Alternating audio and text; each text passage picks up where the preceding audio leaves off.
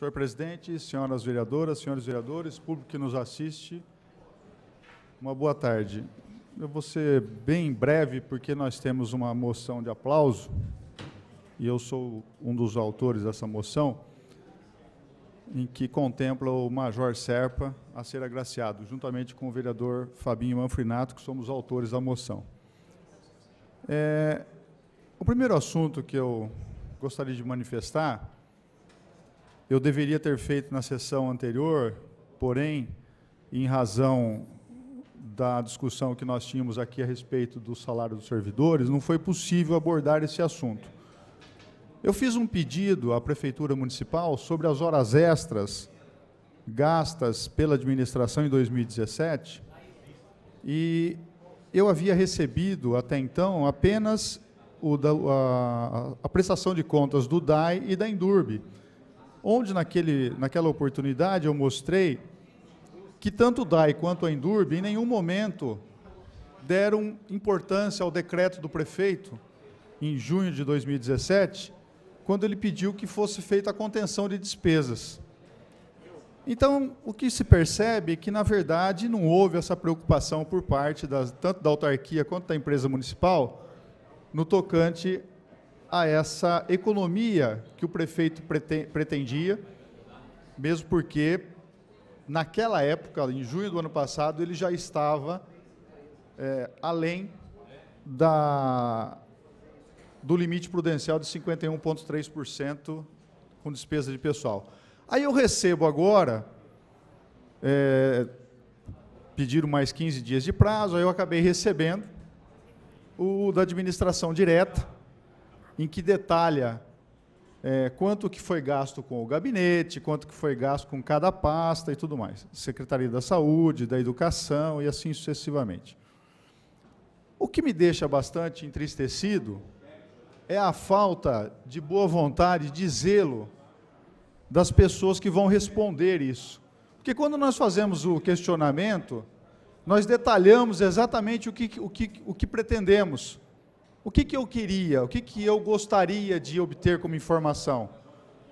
Quanto que cada pasta gastou antes do decreto e depois do decreto, para que nós pudéssemos saber se o secretário da respectiva pasta deu atenção àquilo que o prefeito decretou. E também o nome dos funcionários e o valor que cada funcionário recebeu durante esse período. O único órgão da administração que me mandou isso de uma forma correta e detalhada foi a Endurbe, que, aliás, me causou surpresa em razão da quantidade de diárias que um mesmo funcionário recebeu durante 12 meses. Só um funcionário recebeu mais de 15 mil reais, portanto, mais de R$1.000 ao mês ele recebia. Isso já não é mais hora extra, já é salário. E também eu tenho detalhado aqui uma outra pasta, que é a Secretaria de Obras, que me mandou de uma maneira detalhada. As demais pastas, gabinete, enfim, todas as outras pastas que aqui são relacionadas, nenhuma delas teve o zelo e o cuidado em mandar a informação como nós gostaríamos. Aí fica difícil para o vereador poder fiscalizar. Então, eu gostaria de deixar bem claro, e também eu sei que quem controla isso é a chefe de gabinete do prefeito municipal, a senhora Major Jandreice, que a senhora Major, que a senhora tivesse pelo menos o cuidado, quando for comunicar com os secretários, que eu sei que a senhora tem uma postura bastante firme no seu posto, mas que tivesse também essa mesma postura em relação aos secretários e o zelo que eles devem ter com o documento, com a resposta aos vereadores, em especial a minha pessoa. A senhora não teve o devido zelo, a senhora não teve o devido cuidado, eu acho que a senhora simplesmente fala assim, responde para esse cara aí. Então, eu não gostaria de ter outros pedidos com respostas tão evasivas como foi os documentos que eu recebi. Vou retornar com o pedido e vou pedir novamente, detalhadamente. Eu vou mandar como exemplo aquilo que uma das pastas mandou para mim. Aí, talvez, com base no exemplo enviado, a senhora vai ter tranquilidade para falar para os secretários, olha, é desse jeito que eu quero, desse jeito que eu preciso planilhar. Muito bem. Outro assunto que eu gostaria de manifestar é sobre as funções do SAMU e do resgate.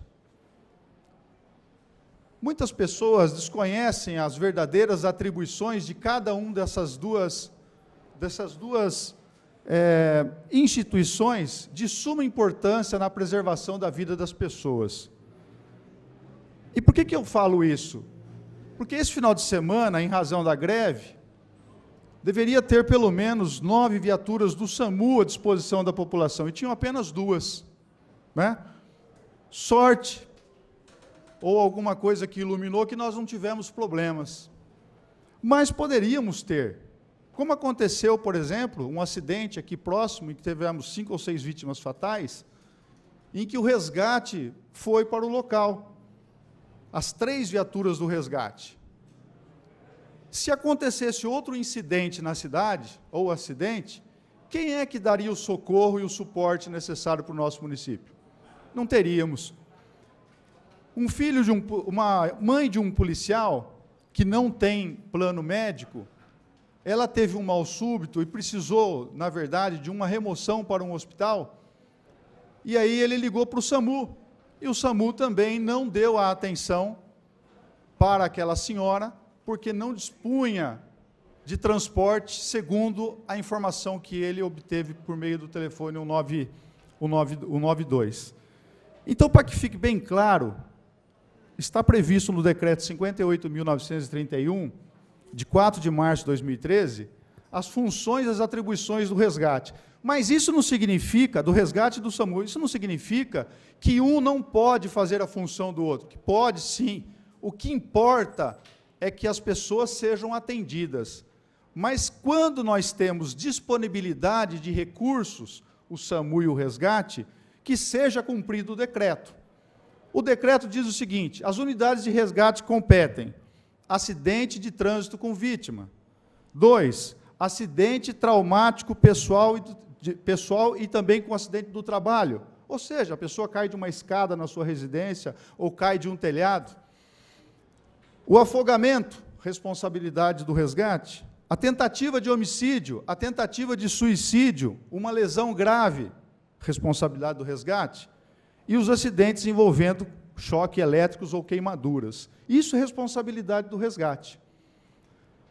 Fazendo uma parte aqui sobre envolvendo choque, só para se ter uma ideia, nós temos aí, constantemente, tendo vendavais na cidade, caindo árvore e tudo mais. Quando cai uma árvore, e normalmente essa árvore há um rompimento do cabo de energia elétrica, aquele cabo de energia elétrica, ele não é desligado automaticamente. Aquilo ali continua energizado. Aí o Corpo de Bombeiros, ele liga para a CPFL, que, aliás, o atendimento da sua diretoria é em Campinas, e o bombeiro entra na mesma fila que o cidadão comum. Não que o cidadão comum não tenha direito, mas é o seguinte: quando o bombeiro está pedindo para que se corte a energia num determinado bairro, porque houve uma queda de árvore, isso não tem que demorar 40 minutos, isso não tem que entrar na fila, isso tem que ser imediato. Na semana passada, ou na semana retrasada, hoje o coronel do Corpo de Bombeiros, o coronel Minós, me falou, morreu um policial do bombeiro em razão de uma descarga elétrica, porque ele foi cortar lá uma árvore, e ainda o cabo estava energizado. Pô, nós vamos esperar acontecer um desastre, uma catástrofe aqui? A CPFL, com esse 0800 da vida dela, que não funciona. Poxa vida, o serviço de resgate é um serviço de emergência. Quando cai uma árvore, eu tenho lá, está energizado o local, tem risco para as pessoas que transitam lá. Normalmente a árvore está obstruindo a passagem das pessoas e veículos, e é preciso ser feito um reparo, mas o bombeiro não pode iniciar o seu trabalho sem antes ter a certeza absoluta que houve o corte de energia. Prosseguindo, SAMU, qual é a responsabilidade do SAMU? Casos clínicos em geral. É o cidadão que está com dor no peito, é o idoso que está com uma dor no peito, que está lá com uma suspeita de um infarto, É o cidadão que está lá com a sua pressão alta, que precisa de um socorro, de um resgate. Esse resgate é feito pelo SAMU. Partos de emergência, responsabilidade do SAMU. Intoxicações, responsabilidade do SAMU. E casos psiquiátricos, responsabilidade do SAMU. Nada impede que tanto o SAMU quanto o bombeiro, que é o resgate, possam fazer um serviço do outro. Mas isso precisa ser otimizado o recurso. Por isso que eu conclamo ao secretário Fogolin, para que ele, junto com o bombeiro, que o bombeiro já vai fazer essa semana, que já está no protocolo, para que os atendimentos de emergência 192 e 193 sejam concentrados no Centro de Operações da Polícia Militar, lá onde é atendimento do 90. Para que os dois responsáveis pelo atendimento, tanto do SAMU quanto do resgate, um converse com o outro. Você manda a viatura ou eu mando a viatura? É uma questão de logística, de racionalidade. Só que para isso acontecer, precisa quebrar paradigmas, porque tem gente que não quer sair da sua casinha lá de João de Barro. Ele não quer se indispor de lá e ir para o Centro de Operações da Polícia Militar. Sabe por quê? Porque vai dar trabalho. Ele pode ser fiscalizado. Poxa vida, o interesse público está acima do interesse particular do senhor servidor. Pense nisso. Muito obrigado, senhor presidente.